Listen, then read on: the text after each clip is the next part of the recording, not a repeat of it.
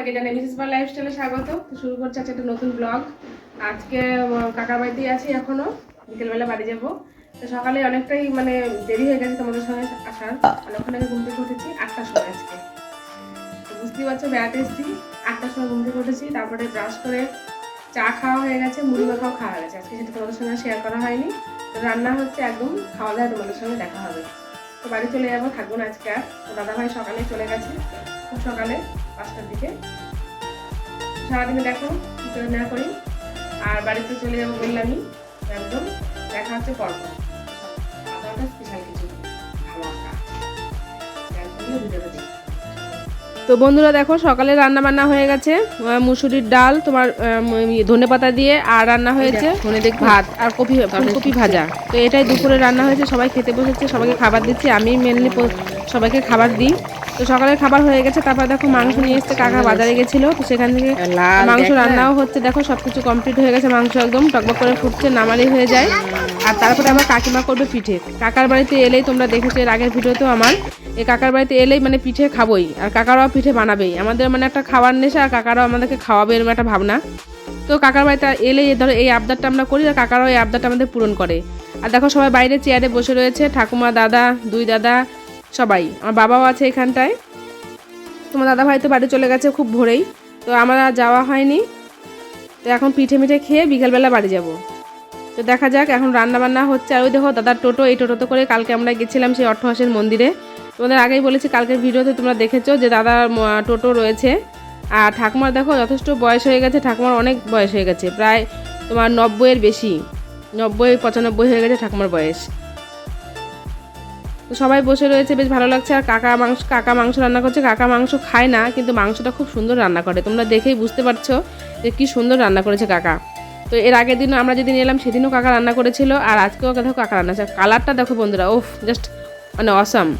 আর এদিকে দেখো একদম গোলা রেডি করা হয়ে গেছে। আর এই ওড়নটা দেখো, কাকিমার এই ওড়নটা বুঝতেই পারছো সে বাংলাদেশের লোক, তো সেই কারণে এই ওড়ন ব্যবহার করে। তোমরা হয়তো এটা এখন আর অন্য জায়গায় দেখতে পাবে না, তো এটা এখানে দেখতে পাবে। আর দেখো কাকিমার বাড়িতে প্রচুর কচু গাছ, তোমাদের দেখিয়েছিলাম কালকে রাত্রে কচু সেদ্ধ খেয়েছিলাম। সেই কচু সেদ্ধটা খেয়ে বাবার ভীষণ মানে ভালো লেগেছে, তো সেই কারণে এই কচুটা আমরা বাড়িতে নিয়ে যাচ্ছি। তো দেখো বাবা নিল, আর আমি নিয়ে যাব। আর যেহেতু দিদি আছে, দিদিকে একটু দিতে হবে, তো সেই কারণে আর কচুটা আর ভাগ করলো না। তাহলে দিদি ধরো মানে গোড়াটা পেয়ে যাবে, কিংবা আমি নিলে আমি গোড়াটা পাবো। তো সেই কারণে কাকা বলছে লম্বালম্বি ভাগ করবি, মানে গোড়াও পাবি আগাও পাবি। ওই জন্য আর কাকা কেটে দিল না, দিদি আর আমি ওটা ভাগ করে নেব। আর এই দেখো কাকিমার এটা ছোট বৌমা, এটা হচ্ছে ভাইয়ের বউ। তো ও এবার পিঠে ভাজছে, কাকিমা অনেকগুলো ভেজে দিল প্রথমে। তো কাকিমা এখন খাচ্ছে, দেখো দাদাও খাচ্ছে। তো একটু বেলা হয়ে গেছে, বুঝতেই পারছো পিঠে মিঠে করা একটু মানে সব দেরিলা হয় আর কি। আর শীতের দিনে বেলা টুক করেই চলে যায়। তো এখন দেখো খেতে খেতে পরে আমাদের সন্ধ্যেই হয়ে গেল। আর একটা তোমার দুর্ভাগ্যের কথা বন্ধুরা, আজকাল বাড়ি যাওয়া হচ্ছে না। তো কাকিমা ভীষণ রাগারাগি করছে। দাদাভাই যেহেতু চলে গেছে সকালবেলাতেই, বলছে তুই মেয়ে এখন সকাল রাতেবেলা বাড়ি যাবি। সেখানে দেখো আমি চুড়িদার সব চেঞ্জ করে আবার পিঠে ভাজতে আরম্ভ করে দিচ্ছি এবার আমি। আর যেহেতু গ্রাম, এ বাড়ি থেকে ও বাড়ি থেকে বাচ্চা কাচ্চা ছোট মানে সবাই আসছে, একটা দুটো সবার হাতে হাতে দিচ্ছে পিঠে, সবাই খাচ্ছে। আর আমাদের ওইদিকে সেই জিনিসটা হয় না, এই জিনিসটা এখানে আসলে এই জিনিসটা খুব হয়। তো তখন দেখেছো পিঠে খেয়েছি, এখন তখন আবার আমি পিঠে নিয়ে নিয়েছি। কাকিমা বলছে বারবার করে খা, দুটো খা, তখন খাসনি, অল্প কটা খেয়েছিস। তো সেই কারণে দেখো এখন আবার পিঠেগুলো নিয়ে নিয়েছি আমি। আর পিঠেগুলো দেখো বন্ধুরা কি ফুটো ফুটো কি সুন্দর হয়েছে, এগুলো রসে ভেজালেও খুব সুন্দর হতো।